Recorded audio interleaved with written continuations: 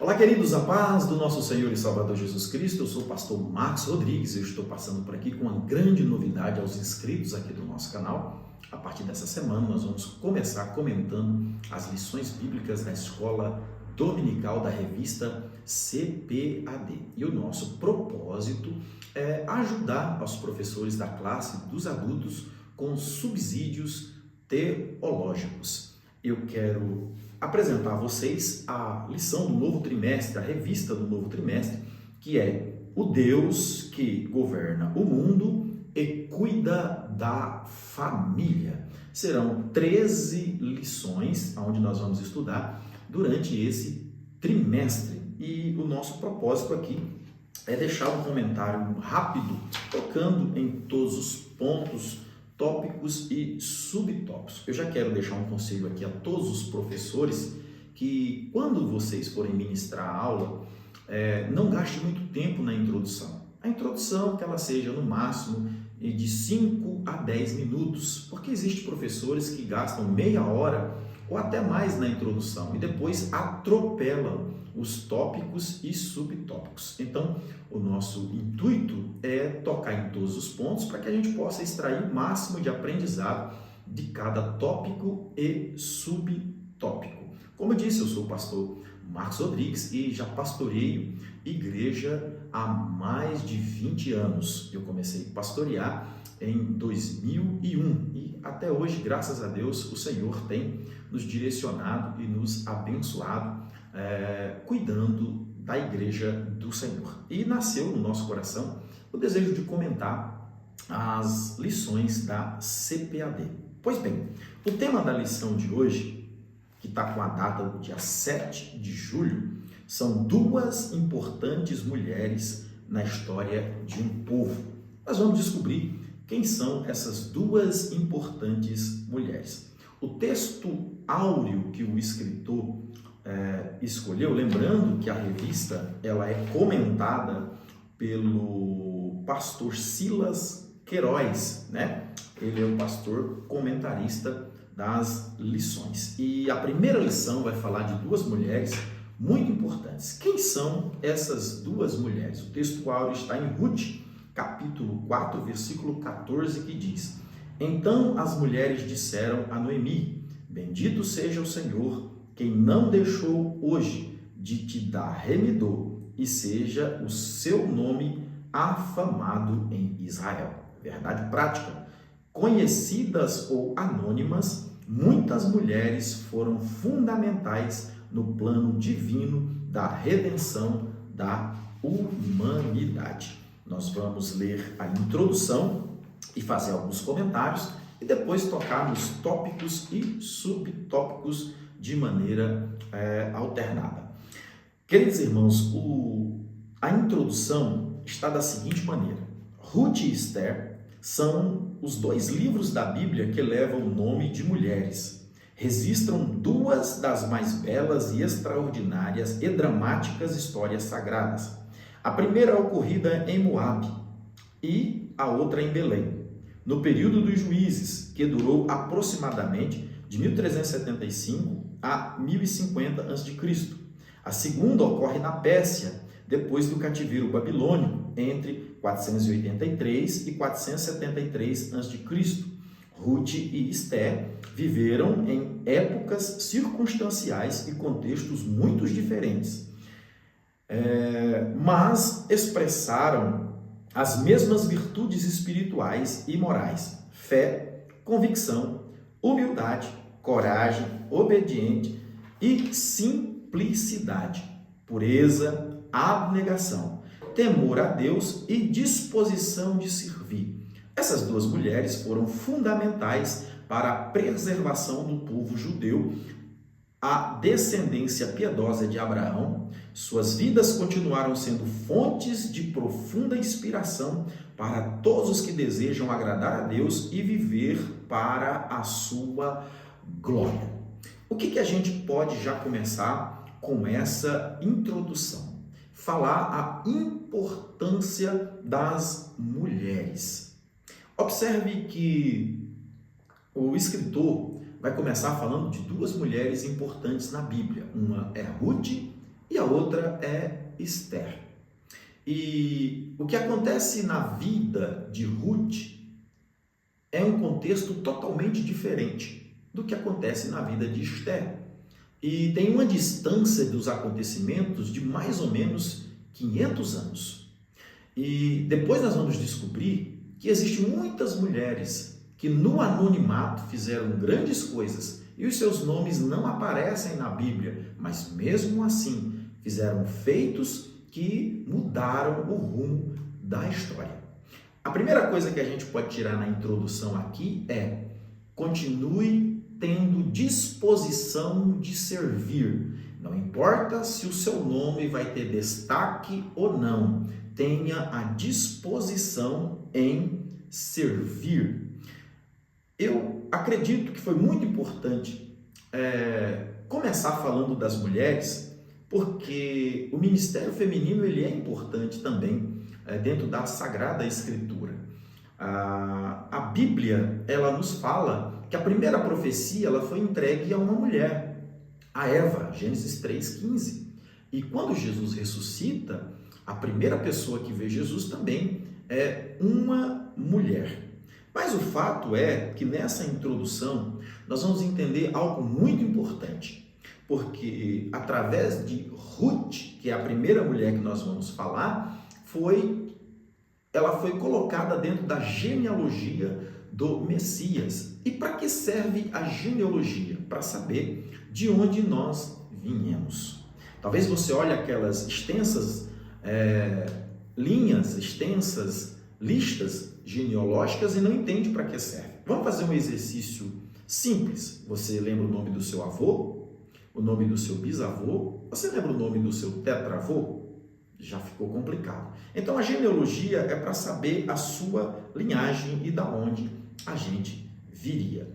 O fato é que todos nós precisamos ter a disposição de servir. Esse é o ponto principal da introdução. Vamos então ao primeiro tópico da lição.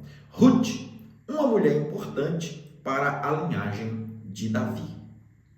Uma moabita, descendente de Moabe, filho da relação incestuosa de Ló, o sobrinho de Abraão, com a sua filha mais velha, Gênesis 19, 30 e 37.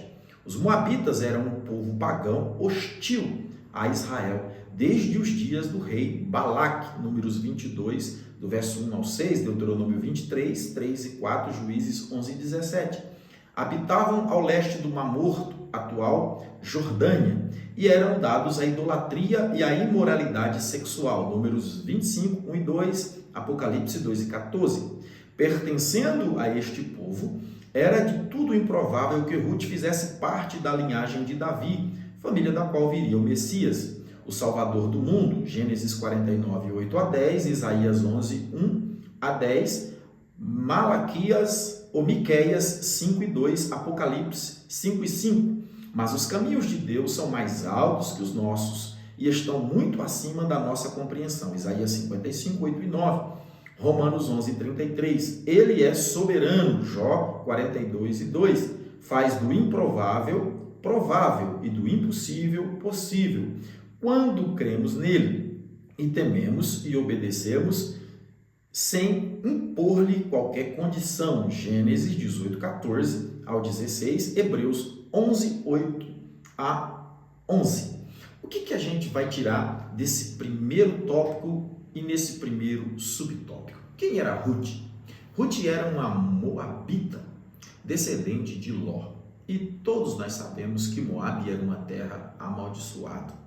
Mas foi necessário Deus tirar alguém de um lugar amaldiçoado para ser bênção. Observe que isso acontece com muitas pessoas. Aqueles que não nasceram no Evangelho também foram tirados de lugares amaldiçoados, onde estavam debaixo de maldição. A Bíblia diz, Paulo escrevendo aos Colossenses, no capítulo 1, que Deus nos transportou do reino das trevas para o reino do Filho do seu amor.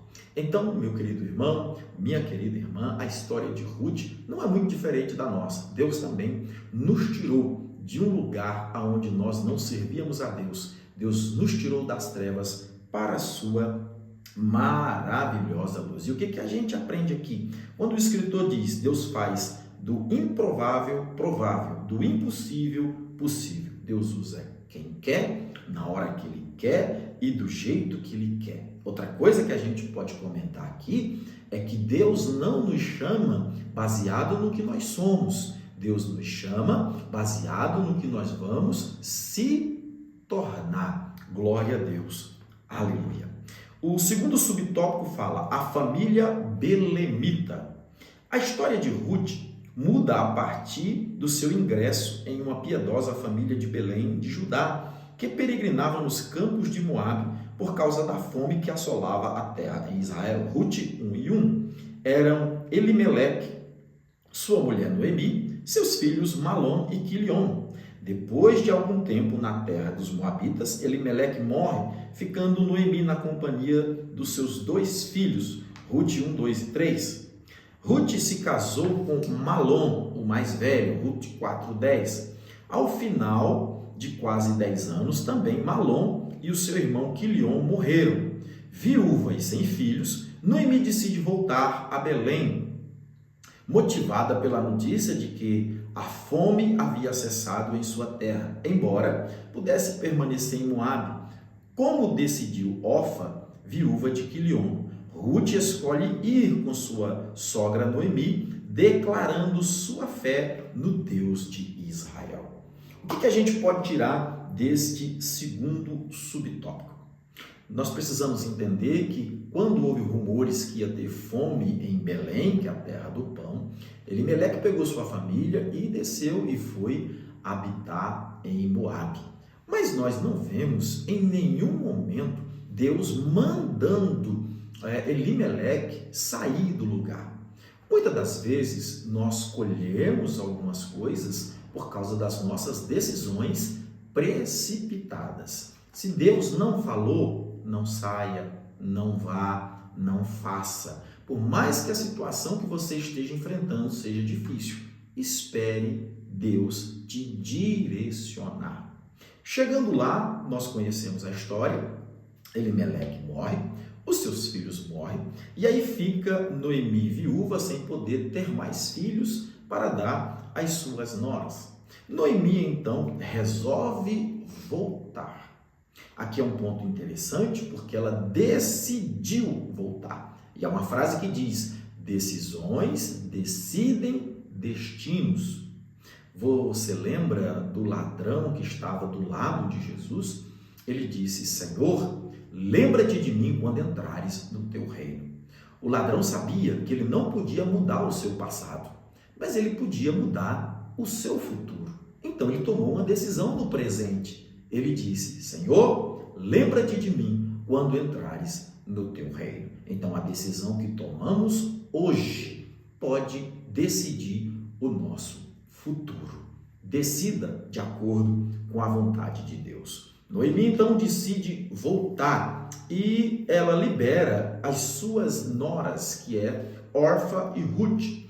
Porém, Ruth acha melhor estar com Noemi. E essa decisão que Ruth tomou de estar com Noemi fez com que ela ingressasse nessa família belemita. É necessário fazer o caminho de volta algumas vezes.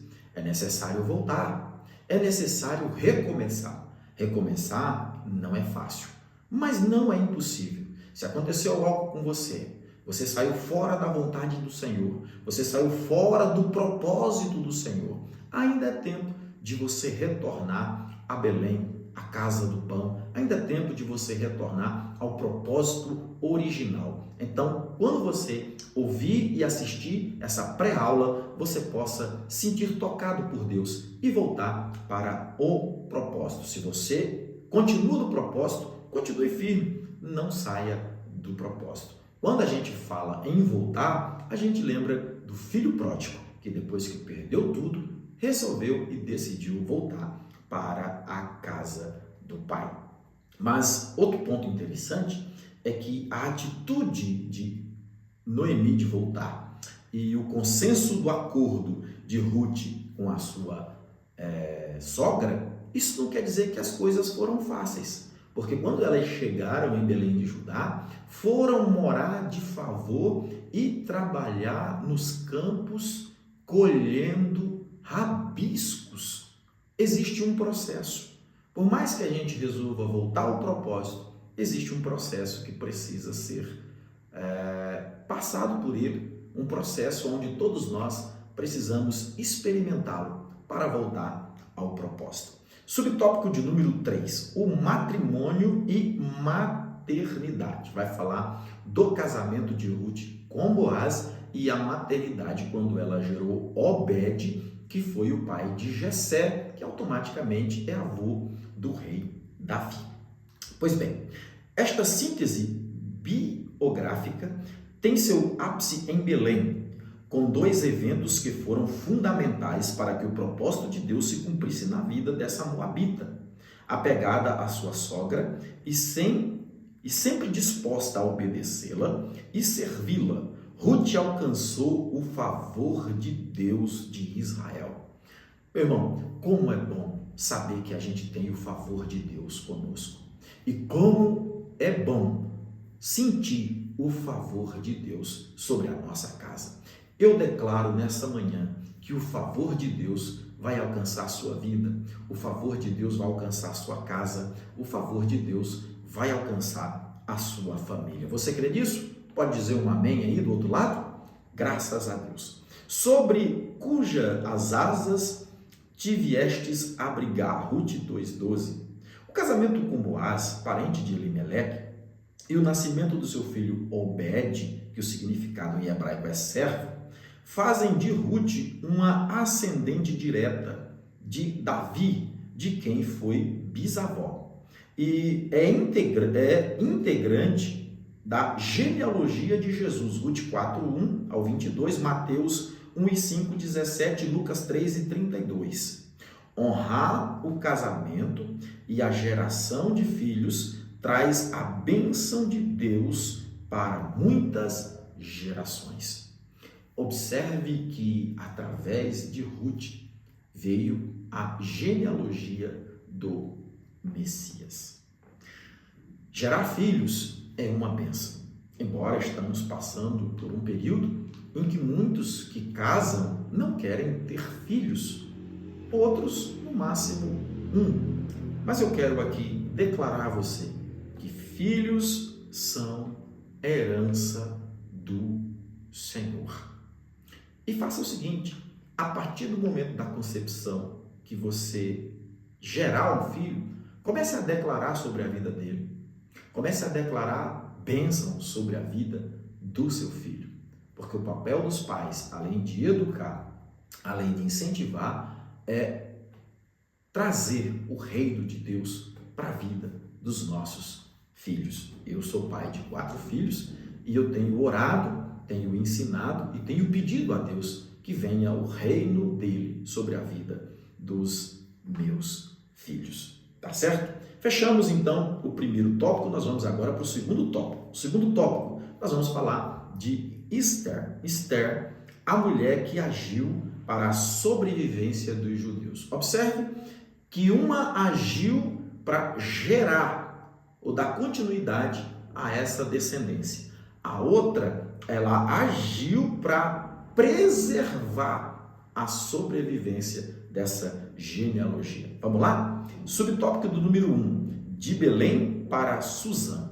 Cerca de 5 séculos, ou seja, 500 anos, depois de Ruth, a Bíblia nos apresenta outra mulher notável, Esther, também usada providencialmente por Deus para a preservação do povo de Israel. Filha de Abiail, tio de Mardoqueu, Esther era judia, órfã de pai e mãe, foi criada pelo primo Mardoqueu, Esther 2:5, 7:15. Seu nome hebraico era Adassa, que significa murta, uma das plantas favoritas do mundo antigo, de folhas perfumadas e flores brancas ou rosadas, usadas para perfumar o ambiente e fazer grinaldas para os nobres banquetes. Já o nome persa, Esther, Astara, significa estrela. Esther fazia parte da geração de judeus nascidos no cativeiro. Conforme Isaías e Jeremias havia profetizado, o fim do cativeiro babilônico foi decretado por Ciro, rei da Pérsia, no ano 538 a.C. Isaías 44, versículo 26 e versículo 28, Isaías 45, 1 e 4, versos 5, 13, Jeremias 29, 10 e 14. No entanto, a maioria dos judeus permaneceram na Babilônia sob o domínio persa. O que aconteceu? Quando findou-se o cativeiro, alguns dos judeus voltaram, outros ficaram.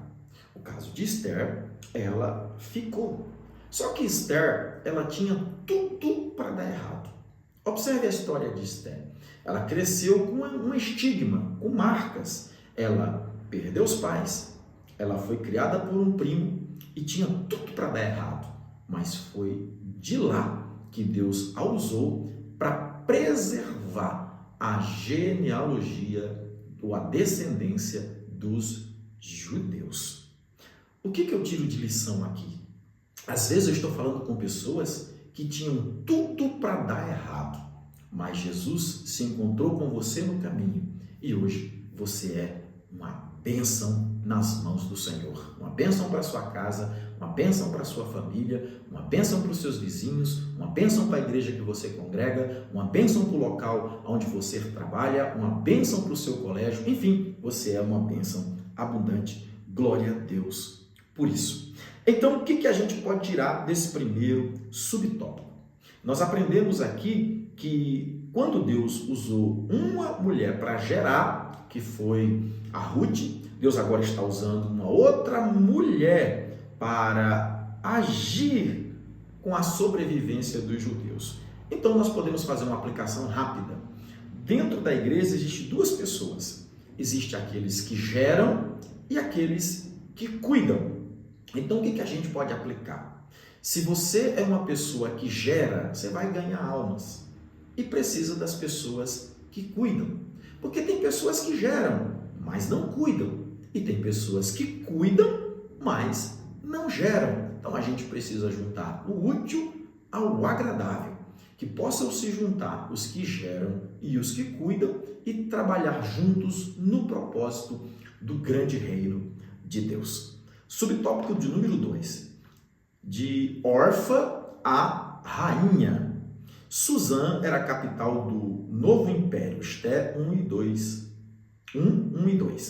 Lá viviam Esté, Mardoqueu, dentre milhares de outros judeus. Dotada de rara beleza, Esté entregou o grupo de moças virgens que se candidataram para suceder a rainha Vasti, disposta pelo rei Assuero. Por sua desobediência, como escreve o historiador Flávio Joséfo, Vasti se recusou a comparecer a um banquete oferecido pelo rei nos jardins do seu palácio. Esté 1 e 5, 8 e 10, verso 12, 21 e 22.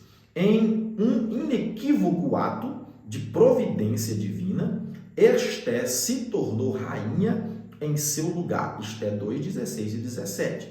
5 anos depois, essa jovem judia, agindo com sabedoria e muita coragem, obteve de Assuero um decreto que livrou da morte o povo judeu de todo o império. Esté 8 e 9. Como diz Matthew Henry, ainda que o nome de Deus não se encontre no livro de Esté, o mesmo não se pode dizer da sua mão, guiando minuciosamente os fatos que culminaram na libertação do seu povo. O que a gente pode tirar de ensinamento desse segundo subtópico do tópico de número 2? Esther, de órfã, passou a ser rainha. Mas para que isso acontecesse, precisou que a rainha Vasti, ela tomasse a decisão de não obedecer o rei.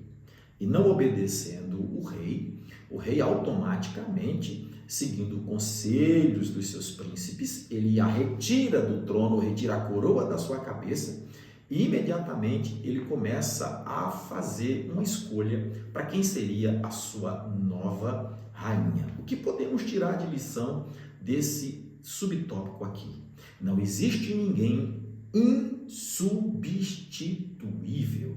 Deus sempre terá Eliseu para Elias. Vasti se considerava uma pessoa insubstituível. E quantas pessoas que você conhece que eles pensam que são insubstituíveis? Principalmente na obra do Senhor. Não existe ninguém insubstituível. Deus tem sempre um substituto à altura, ou até melhor do que a gente, para colocar no nosso lugar. Então, meu conselho a você é, se chegou a sua vez, se chegou a sua oportunidade, faça com excelência, porque se você não quiser, o rei coloca outro no seu lugar. Tá certo?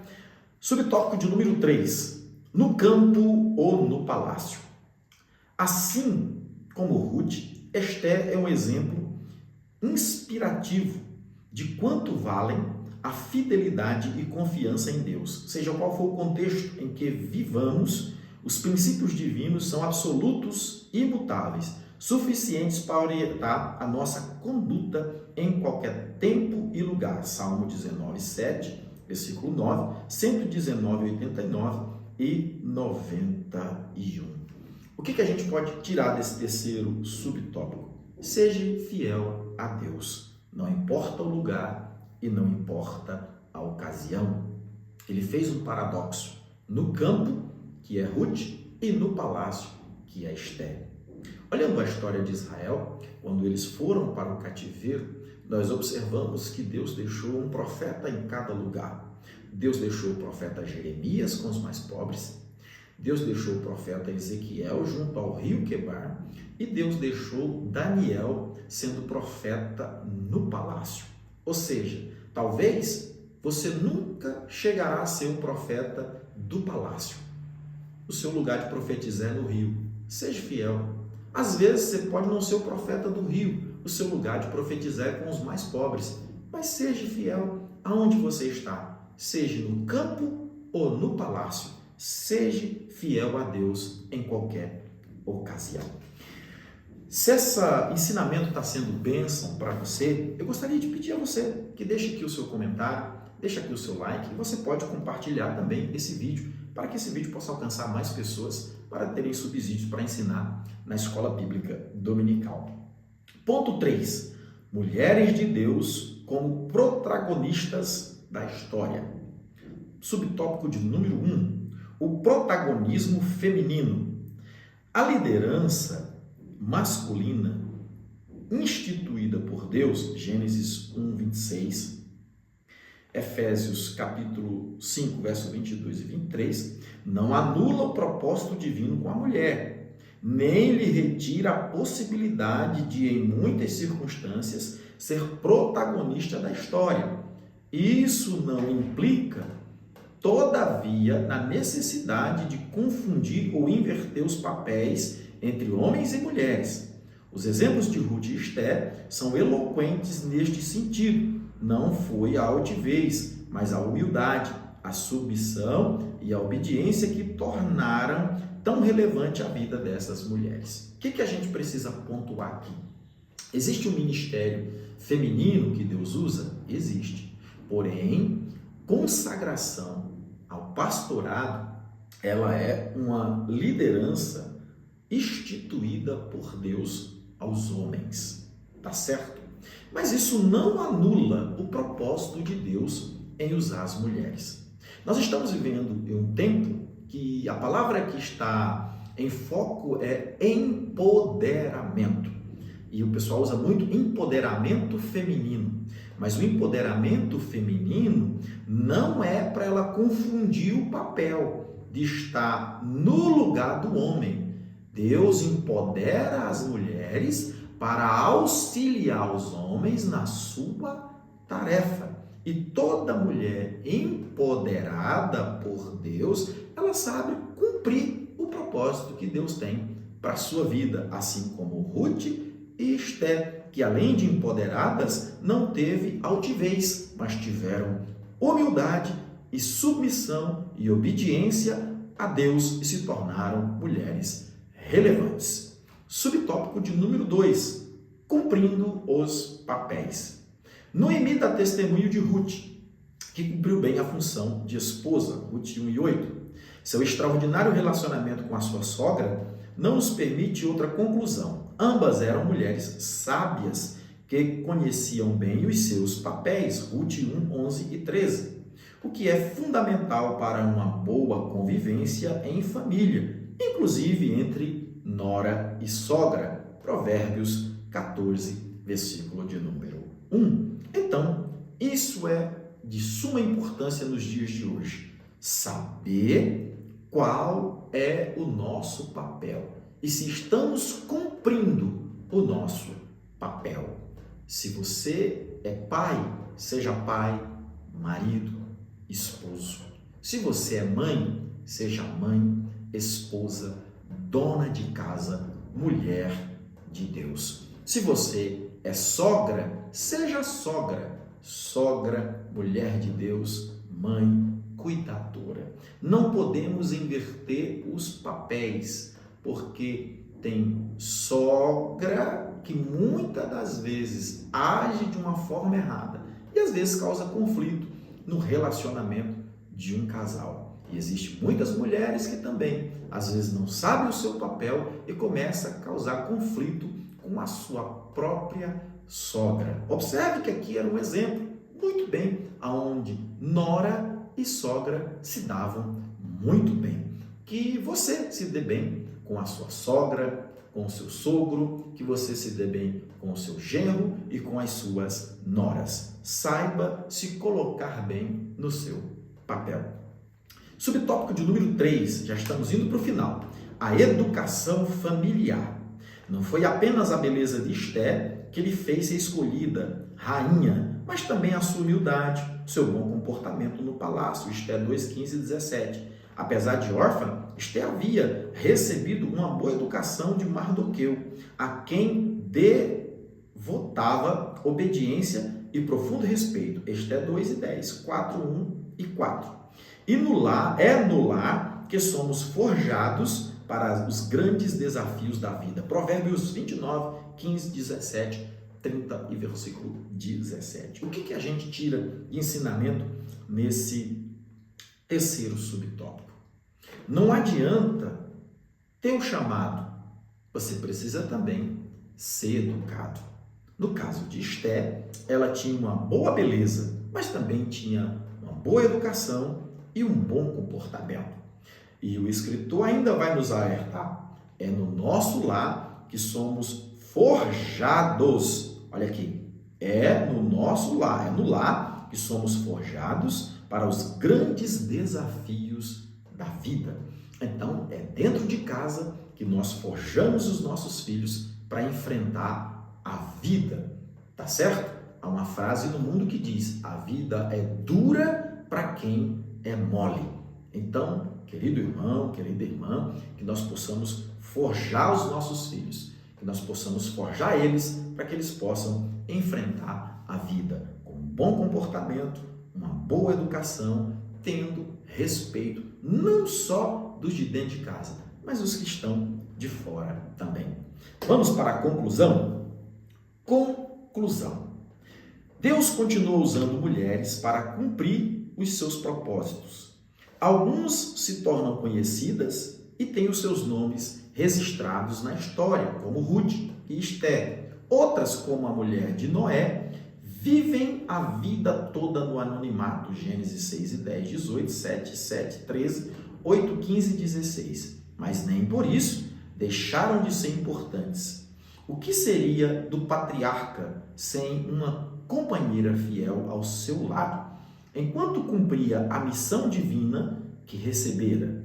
No reino de Deus, seja homem, seja mulher, o que importa não é quanto a pessoa aparece, pois o Senhor olha para o coração. 1 Samuel 16, 7, 1 Coríntios 3, 12 e 15. Nessa conclusão, a gente vai fazer o seguinte comentário: seja fiel a Deus e trabalhe para o Senhor. Se você aparecer, amém.